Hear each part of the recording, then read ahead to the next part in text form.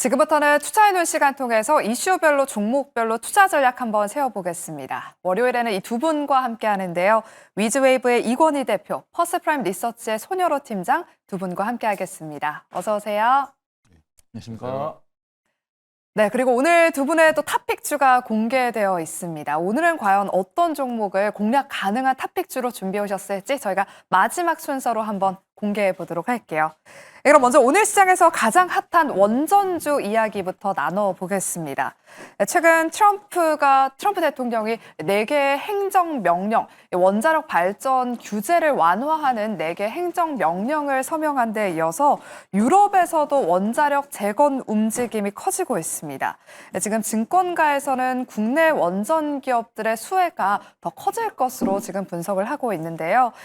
최근 원전주로 이 덕분에 강한 수급 쏠림 현상이 나타나고 있습니다. 이권희 대표님, 오전장에 비해서는 지금 상승 타격이 다소 둔화됐습니다. 일부 차익 실현 매물이 지금 출회되고 있는 것 같은데요. 원전주 밸류상으로는 좀 높은 위치에 있긴 하잖아요. 지금 구간에서는 조금 수익을 보는 게 좋을까요? 아니면 원전주도 추가 상승 랠리 한번 기대해봐도 괜찮을까요?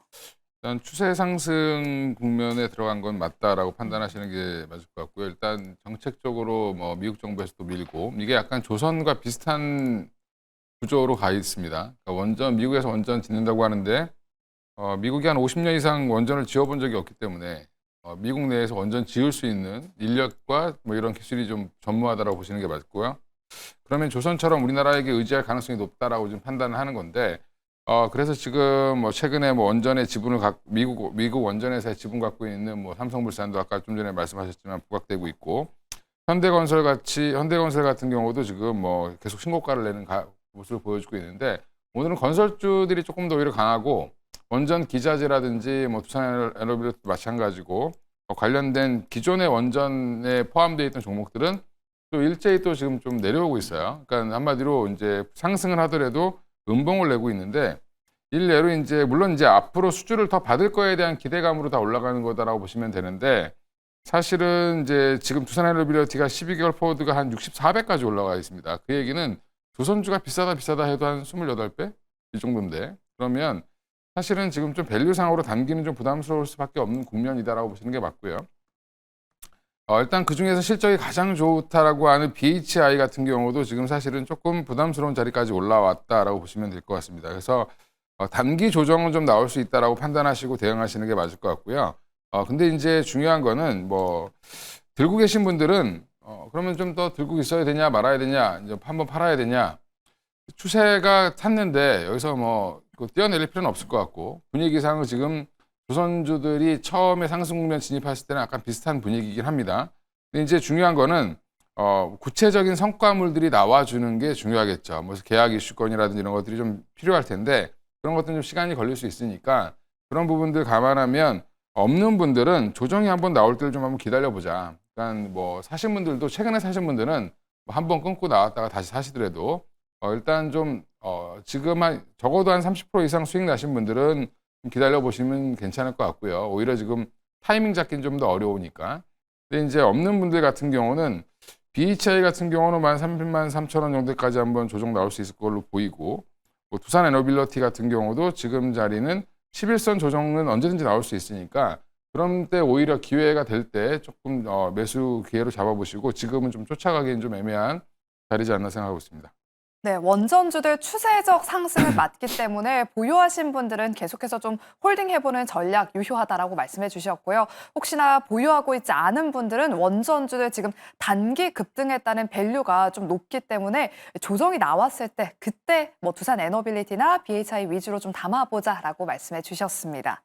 이렇게 AI 인프라 확대 내러티브를 안고 지금 원전주들이 시장에서 주목을 받고 있는데 워낙 밸류가 높다 보니까 전력 전선 쪽으로 눈을 돌려볼까 하는 움직임도 포착되고 있습니다. 손으로 팀장님, 지금 전력 전선주들 최근 조정을 딛고 반등에 나서고 있습니다. 원전주가 너무 부담스럽다 하시는 분들은 이 전력 전선으로 눈을 돌려보는 건 좀 어떻게 보세요? 네, 돌려봐도 좋을 것 같다라고 판단을 하고 있고요. 단기적인 관점보다는 수익 이상의 관점으로 보시면 좋을 것 같습니다. 우리가 전력 설비랑 전선 같은 게 사실 2달 전까지만 하더라도 약세가 워낙 강하다 보니까 많이 실망을 하셨을 텐데 최근에 한 달 반, 2달 정도 보니까 거의 고점과 저점 사이의 절반 이상은 이제 회복을 한 것으로 확인되고 있고요. 그런 것들은 글로벌 리포트, 이제 전력설비 업황에 대한 긍정적 리포트도 나온 것도 맞지만 호실적에다가 주요 기업들에 대한 어떤 매출처 다변화 이런 것도 있는 것 같습니다. 우리가 전력설비에 대해서 실적이 잘 나오고 있다는 사실은 아는데 이제 수주잔고도 이제 3년에서 4년치가 됐고 그다음에 우리가 알고 있는 전력설비 기업들이나 전선 기업들이 공장 증설을 통해서 실적이 폭발적으로 나올 것도 알고 있었습니다. 근데 그런 과정 속에서 이제 옥을 구분하는 게 중요한데 미국에 대한 공략을 시도하고 있는 기업, 그다음에 미국에 대한 공략을 성공한 다음에 다른 대륙까지도 이 매출처를 다변하고 있는 기업들이 있어서 긍정적으로 볼 수 있다라고 판단하고 있고요.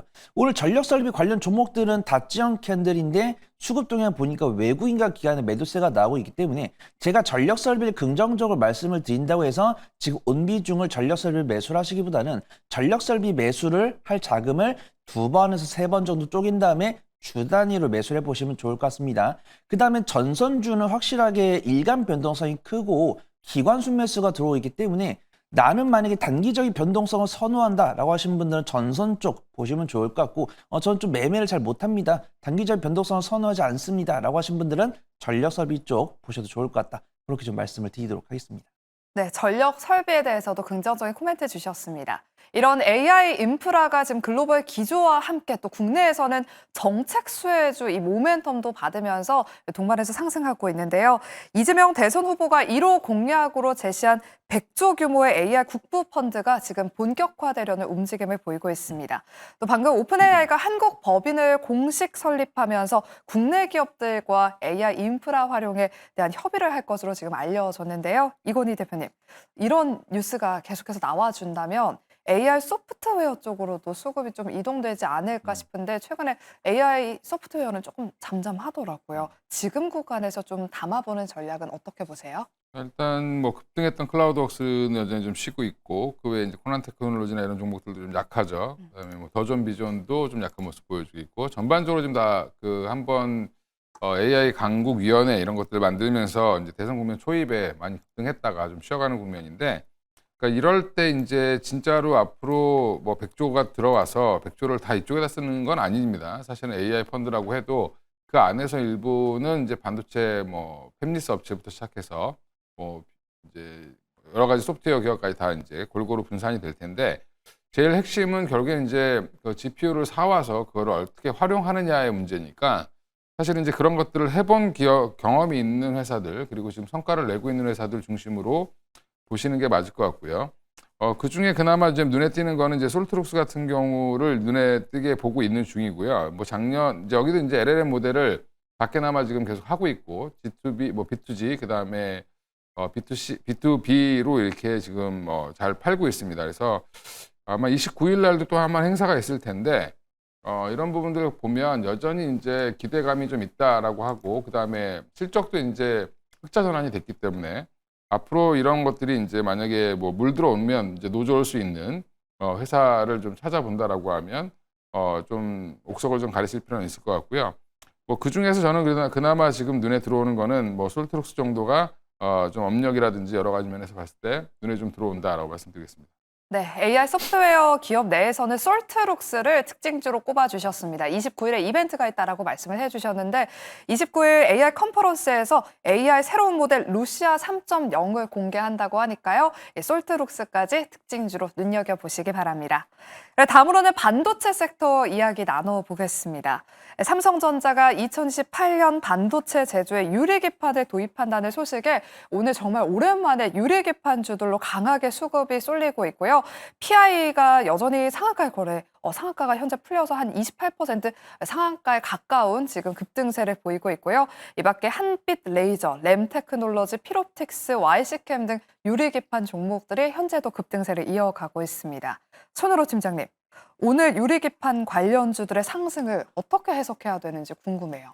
네, 일단 저는 매매 관점으로 보는 게 맞다라고 판단하고 있고 저는 원전보다 빨리 실적이 보여지면서 실적 퍼포먼스가 있을 성장 섹터는 유리기판이 아닐까 그렇게 판단됩니다. 우리가 보통 이 섹터가 도입이 됐을 때 실적이 얼마 나올지는 이와 유사한 사업을 진행을 했던 과거 데이터를 통해서 추론을 하죠. 근데 우리가 보통 지금 원전 같은 경우는 뭐 건수도 많이 없고 이제 사업도 오래된 적이 없기 때문에 불확실성이 있지만 반도체 같은 경우는 HBM이 워낙 호실적을 이끌어줬다 보니까 유리기판에 대한 기대감이 있는 것이 맞습니다. 근데 유리판 같은 경우 아직 시제품밖에 안 나왔고 이 시제품을 어떤 이 반도체 메이커가 뭐 어떤 GPU 메이커가 사준다라고 말을 안 했기 때문에 아직은 성장 섹터를 보는 게 맞다라고 판단하고 있고요. 엔비디아 같은 경우도 빠르게 유리기판을 좀 만들어줬으면 좋겠다라고 이야기를 했지 언제까지 만들어라, 언제까지 도입을 할 거니까 그때까지 갖고 와라 이런 이야기를 안 했기 때문에 변동성은 충분히 있다라고 판단합니다. 그 다음에 뭐 AMD나 인텔 같은 경우도 2030년 정도로 이제 양산을 목표로 하고 있고 SKC 같은 경우가 제일 좀 빠르다라고 판단합니다. 올해 이제 하반기에 이제 5월달과 6월달 사이에 이제 글로벌 이제 제조업체로부터 퀄 테스트를 해가지고 통과됐을 때는 그때부터 실제의 발표가 될 거다라고 보이는데 전문가분들 보통 한 2027년이나 2028년 정도에 상용화 되지 않을까 그런 기대감 있는 상황에서 삼성전자 2028년에 상용화를 목표로 이제 유리기판 도입을 한다고 하면서 그 기대감에 관련 종목들이 강세를 보이는 것 같습니다. 그래서 보통 매매 관점을 보는 게 맞다라고 판단한 이유는 아직 실적이 언제 확인될지 좀 미정이기 때문이죠. 근데 기술적 위치가 괜찮고 지금 가수급상으로 외국인과 기관 강한 매수세가 많이 들어오고 있습니다. 오늘 거의 상한가 부근까지 갔던 PI도 현재 가수급상으로는 외국인과 기관의 쌍끌 순매수세. 그 다음에 SKC 같은 경우도 외국인과 기관의 매수세. 이건 2차 전지랑 동반 모멘텀이 있는 것 같습니다. 그 다음에 거래대금 상위에 있는 종목들을 보면은 대부분 삼성전자, 삼성 디스플레이, 뭐 삼성 SDI 이런 종목들과의 밸류 체인이 있으니까 우선은 기술적 위치 괜찮고 수급 괜찮고 거래대금 괜찮고 외국인과 기관의 수급이 들어오고 있으니까 매수 관련을 말씀을 드리되 일간 변동성은 우리가 감당이 조금 부담될 수준까지 나왔으니까 후속주 위주로 공략을 해보시는 게 좋을 것 같다. 그렇게 좀 말씀을 드리도록 하겠습니다. 네, 유리기판주의 트레이딩 유효하다라고 말씀해 주셨고요. 오늘 관련 후속주를 또 준비해 오셨다고 하니까요. 오늘 과연 어떤 탑픽주를 준비해 오셨을지 저희가 마지막 순서로 한번 자세한 이야기 나눠보도록 하겠습니다. 네, 그리고 오늘 유리기판뿐만 아니라 반도체 후공정 위주로 소부장 종목들도 일제히 반등하고 있습니다. 장 초반까지만 하더라도 또 삼성전자와 SK하이닉스도 지금 상승 전환에 성공하면서 반도체 탑2 대장주가 현재 강보합권에서 움직이고 있는데요. 이건희 대표님, 엔비디아 실적 발표를 앞두고 지금 반도체 투심이 좀 개선되고 있는 것 같아요. 이 시점에서 반도체 투자 전략 한번 세워주실까요? 일단 뭐 엔비디아 H20을 중국에 못 파는 게 이제 타격이 커서 이제 엔비디아 한동안 눌려 있다가 지금 뭐 새로운 이제 사우디라든지 정부 관련된 B2G 관련된 영업이 좀 더 부각되고 있는 중이고요. 거기에 이제 중국에 맞춰서 또 이제 저사양 AI 반도체를 또 내놓겠다라고 또 얘기를 하고 있습니다. 그래서 이런 부분들은 보면 이제 엔비디아가 미 정부에 대항해서 좀 더 강경하게 나오고 있는 중이고. 우리나라 관련돼서 이제 28일 날 엔비디아 실적 발표하니까 우리나라 기업들은 좀 눈치를 보고 있죠. 가장 대표적으로 이제 SK하이닉스가 그렇게 될 것 같고 HBM 밸류체인들이 대부분 약간 그랬던 모습을 장 초반에 보여주다가 오후장으로 갈수록 좀 더 좋은 흐름을 좀 이어가고 있고요. 삼성전자 같은 경우는 사실은 스마트폰 관련돼서 뭐 관세를 또 부여하겠다. 뭐 한마디로 미국 와서 휴대폰 만들려고 하는 건데 그 약간 좀 현실성이 좀 떨어진다라고 보는 것 같아요. 그러니까 시장에서는 초반엔 좀 약하다가 오히려 오후에는 좀 돌리는 모습을 보이고 있어서 트럼프 말을 별로 신뢰하지 않는 것 같습니다. 시장에서는. 근데 지금 보면 이제 반도체 소부장들이 오늘 조금 강하게 올라오는데 배경은 조금씩 다르긴 하지만 그래도 뭐 좀 퍼센테이지가 좀 유의미하게 올라오는 종목들 보면 주로 이제 HBM 관련된 밸류체인에 들어가 있는 회사들이죠. 뭐 이스페타시스라든지 한미반도체, 뭐 테크잉 이런 종목들일 텐데 PSK홀딩스 같은 종목들. 근데 지금 보면 저는 이게 한미반도체 같은 경우는 또 뉴스가 나온 게 뭐였냐면 사실은 삼성 SK하이닉스에 파견했던 직원들 다시 철수시켰다가 오늘 다시 다 복귀시켰죠. 예, 그 얘기를 가장 크게 받아들인 것 같습니다. 그러니까 SK하이닉스와의 뭔가 화해 분위기 이런 것들이 오히려 그동안 눌렀던 주가를 조금 아웃퍼폼하게 만들고 있는 중이고 오히려 지금 하나비전 같은 경우는 꺾이는 모습을 보여주고 있어서 두 회사가 지금 시소가 여전히 이제 왔다 갔다 하고 있는데 여전히 제 뷰는 한미반도체가 더 올라갈 것 같고 하나비전은 좀 쉬어갈 것 같다라고 말씀드리겠고요. 이것도 저것도 싫은 분들은 오히려 지금 테크인 같은 종목들이 조금 더 좋다. 예, 3사에 다 납품할 가능성이 높기 때문에 HBM 3사를 모두 고객사를 둘 가능성이 높은 테크인에 조금 더 뭐 무게를 두셔도 괜찮을 것 같다고 말씀드리겠습니다. 네, 현재 한미 반도체 7%대 상승세를 보이고 있고요. 또 반도체 특징주로는 테크윈까지 꼽아주셨으니까요. 눈여겨보시기 바랍니다. 다음으로는 방산주와 조선주 각각 이야기 나눠보도록 할게요. 오늘 KB증권이 현대 로템에 대해서 향후 실적 상승과 함께 수주 확대가 기대된다면서 목표 주가를 상향하는 리포트를 냈습니다. 오늘 강하게 외국인의 수급이 들어오면서 현재도 8% 넘는 상승세를 보이고 있는데요. 앞으로 분기 영업이익이 연간 2천억 원 아래로, 분기 영업이익이 2천억 원 아래로 내려갈 일이 없다면서 정말 강력한 뷰를 제시했습니다. 이건희 대표님, 현대로템이 10% 넘게 급등하다가 현재는 투자주의 종목으로 지정돼서 그런지 약간의 윗꼬리는 좀 단 것 같아요. 그래도 현대로템이 이 K방산의 대장주로 자리 잡을 수 있을지 전망 어떻게 보실까요? 일단 뭐 갖고 있는 분들의 영역이긴 한데 지금 이제 PER 한 20배까지는 갈 수 있겠죠. 지금 다른 종목들은 LIG 같은 경우는 27배가 넘었고 하나와 에어로스페이스 또한 23배 이상 되니까 현대로템이 제일 쌉니다. 지금 한 18배 수준에서 거래되다가 오늘 좀 올라서 한 19배 가까이 될 텐데 한 20배에서 21배 정도까지는 올라갈 가능성이 있습니다. 그래서 한 15, 16만 원 정도까지는 한번 갈 가능성이 있는데 그렇다고 지금 따라붙기에는 좀 그렇죠. 윗꼬리 좀 많이 달고 있는 상황이고 이 대형주가 사실은 갭을 안 메꾸고 가기는 좀 힘들거든요. 그러면 갭을 좀 메꾸고 간다고 생각하고 적어도 이제 한 12만 원대 중반까지 내려오면 그때 한번 보셔도 괜찮을 것 같고요. 지금 K2가 생산량이 지금 뭐 계속 늘어나고 있는 추세고 작년에 한 106대인가 만들었다라고 하는데 뭐 좀 있으면 200대 이상 만든다라고 합니다. 근데 거기에 이제 K3도 지금 개발이 완료가 됐습니다. 그래서 K3 전차를 이제 조만간에 선보일 텐데 뭐 일부 이제 보신 분들도 계시겠지만 그게 이제 상용화돼서 그 시장까지 이제 커진다라고 하면 뭐 현대로템은 뭐 나쁠 건 없는데 방산주가 지금 전반적으로 지금 올라가기에는 추가적인 모멘텀이 더 필요하다라고 보시면 될 것 같고 현대로템이 그나마 그래도 전차 관련돼서 루마니아 쪽에서 새로운 이제 뭐 활로가 좀 열리지 않겠냐라고 이제 보고 있기 때문에 그 계약을 좀 기다리면서 조금 더 기대감으로 올라갈 수 있다. 그리고 3사 중에는 한국항공우주를 제외한 이제 방산 3사 중에는 그래도 밸류가 조금은 좀 편하기 때문에 오늘 좀 시세를 좀 분출하는 게 아닌가 생각하고 있습니다. 네, 현대로템의 15만 원에서 한 16만 원 선까지 추가 상승 한번 기대해 보도록 하겠고요. 방산주가 더 올라가기 위해서는 추가적인 모멘텀이 필요한 구간이다라고 짚어주셨습니다. 다음은 조선주 이야기 나눠보도록 할게요. 오늘도 조선주들이 조용하게 우상향하고 있습니다. 지금도 견조한 흐름을 보이고 있는데요. 손유로 팀장님, 미국의 중국 조선업 제재 압박이 지금 현실화되면서 글로벌 해운사들이 잇따라 중국 조선소를 발주처에서 제외하고 있더라고요. 이렇게 되면 우리 국내 조선소가 반사이익을 얻을 것 같은데 조선주 올해에도 호황기가 계속 이어질지 2분기, 3분기, 4분기 하반기에도 조선주가 우리 국내 증시의 주도주 역할을 해낼 수 있을까요? 저는 사실 방산을 조금 더 좋아합니다. 왜냐하면 이제 방산이랑 조선이 좀 비슷한데 제가 이제 방산이랑 조선을 묶으면서 말씀을 드렸던 게 이 섹터에 대해서 추가적 수주가 나오거나 아니면 수주가 나왔을 때 이익률이 어느 쪽이 더 높냐라고 했을 때는 방위산업이 이익률이 높고 실적 퍼포먼스 다운 부분이죠. 그래서 지금 전 세계적으로 수주가 나오고 있는데 제가 뭐 중국 선박이 우리나라 선박보다 뭐 품질이 낮다 이런 건 모르지만 국내 이제 조선을 커버하는 애널리스트 분들께서 말씀 주셨을 때는 뭐 컨테이너선 같은 경우는 수준이 비슷한데 LNG선 같은 경우는 수준이 우리나라가 상대적으로 훨씬 더 높다 이런 식으로 평가를 하고 있습니다. 근데 조선 같은 경우는 방산 대비해서 조정이 많이 나왔던 이유가 뭐냐면 월간 나오는 수주 토탈 금액이 변칙적인 거죠.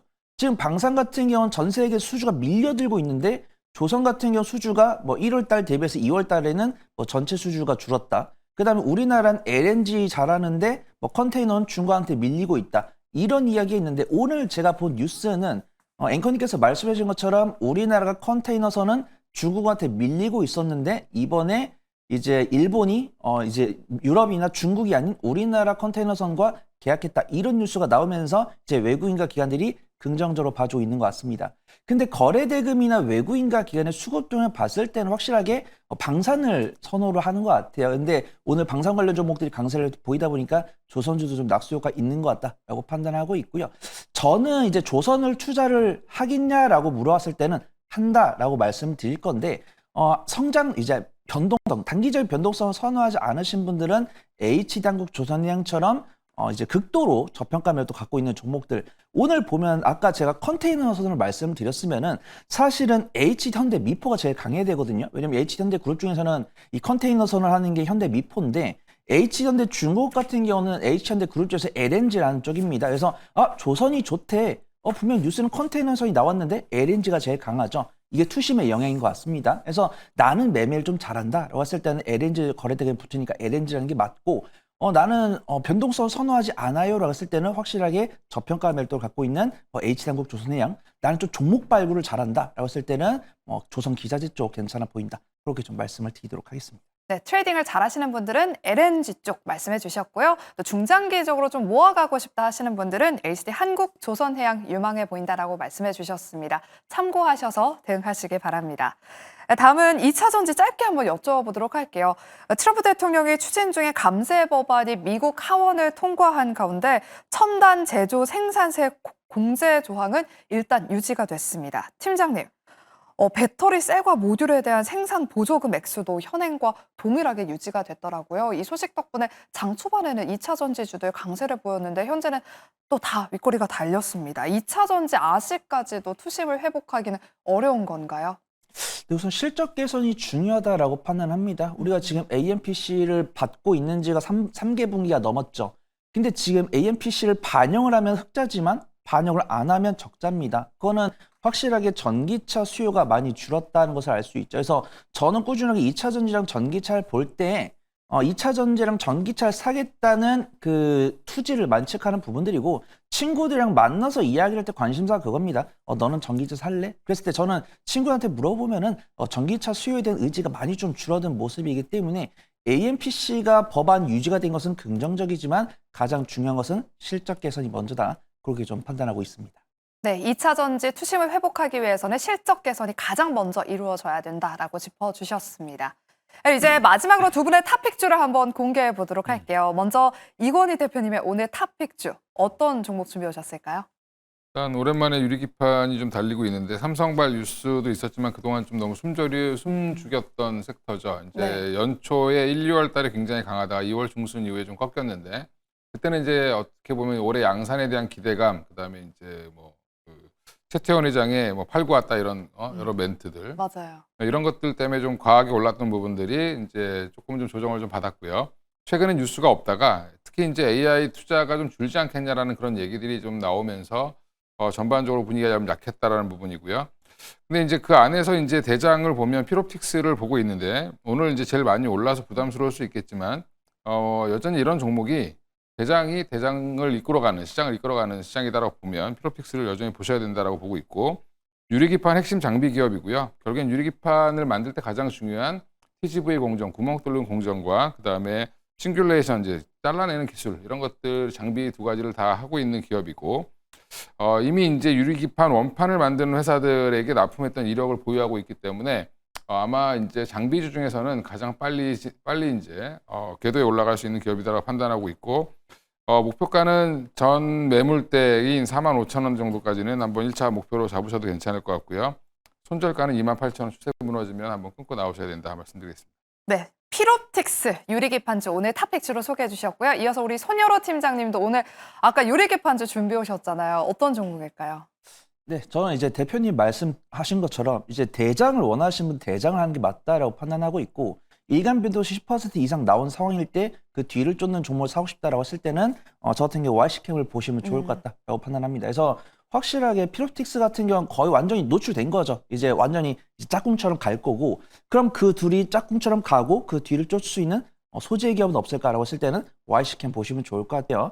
YC캠이 이미 삼성 디스플레이나 삼성 SDA의 반도체 공정용 이제 소재를 납품하고 있고 이 YC캠 자체도 이 유리기판용 3대 핵심 소재를 개발을 준비를 하고 있고 다올투자증권에서도 현재 고객사의 유리기판용 포토 소재 3종을 단독으로 공급을 하고 있기 때문에 그 낙수효과가 얻을 가능성이 상당히 높다라고 판단해 보도록 하겠습니다. 오늘 외국인과 계열 쌍끌 순매수에 들어오고 있고 제가 매수가를 24,000원 정도 설정을 해봤는데 지지하는 모습이고요. 손절가는 22,500원, 1차 목표가는 26,500원 정도 설정을 해보도록 하겠습니다. 네, YC캠까지 이야기 나눠봤습니다. 오늘도 함께해 주신 여러분 고맙습니다.